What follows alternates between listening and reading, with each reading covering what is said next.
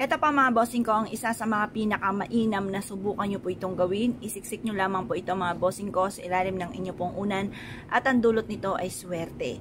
Tapos mag-wish na mula sa inyo pong puso. Pero syempre mga bossing, lagi nyo po tatandaan at paulit-ulit ko rin pong sinasabi, kung marami po kayong pangarap ay marami din ang pagkayod. Huwag pong aasa sa mga swerte dahil talagang sipag at tiyaga lamang po talaga mga bossing ko. Pero kahit tayo ay masipag, matyaga, nadadali pa rin ang mga kamalasan.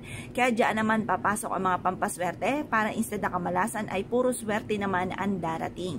Ako pa mga bossing ko ay isa sa mga magpapatotoo na ako po ay sinuwerte po dito. Ako po ay simple lang naman ang mga wini-wish ko po mga bossing ko at ang daming blessing na dumating na hindi naman ako makapaniwala sa mga blessing na dumating mga bossing. Ngayon pa mga bossing, masasabi ko lamang kung ikaw po mga bossing ko ay isa sa mga mahilig sa mga pampaswerte at nais po itong gawin, lumarga po kayo dahil magdudulot po ito ng swerte tagumpay sa buhay po ninyo. Ito pa mga bossing ko ay isa sa mga subok na napakaswerte. Basta positive ka lamang, naniniwala ka sa mga pangarap po ninyo, inyo po itong makakamtan, walang imposible. At pagkatapos mga bossing ko, dagdagan nyo pa lalo ito ng, yun nga po, ng sipag at tiyaga. Kung ikaw po ay marami mga pangarap, ay kailangan po huwag kang titigil na hanggat hindi mo pa nakakamit ang inyo pong pangarap at subukan nyo po ito.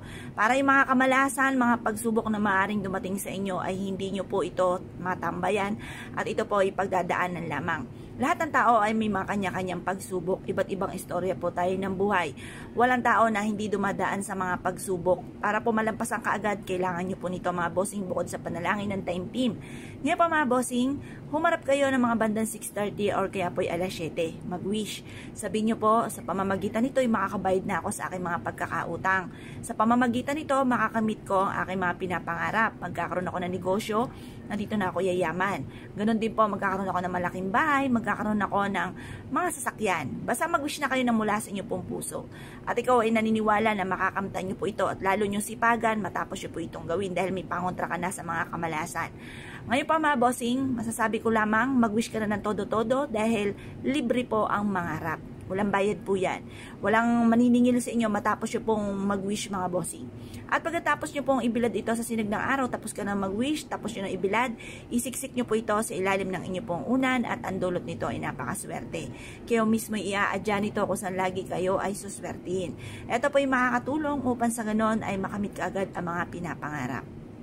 Ngayon pa mga bossing, kung kayo po naniwala at nais po itong gawin, lumarga po kayo at ito pa mga bossing ko ay mapapasin ninyo na nagagawa nyo yung mga bagay na hindi inaasahan na dito pala kayo ay magiging matagumpay.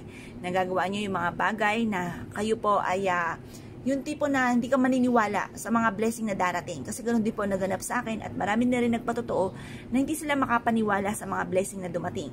Meron nga po mga bossing ko akong bossing na gumawa natin mga pampaswerte, humabol pa.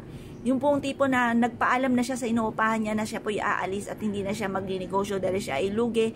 Nung gumawa siya ng ganito mga bossing ko, yun nga po, nakasurvive sa kanyang negosyo. Nakaisip siya ng iba pa na pwedeng idagdag kung paano mag-grow yung kanyang business. Ganun po mga bossing. Kaya subukan nyo rin po ito mga bossing. Kaya kung kayo piniwala at nais po itong gawin, ay siya mga bossing. Good luck po sa inyo po lahat!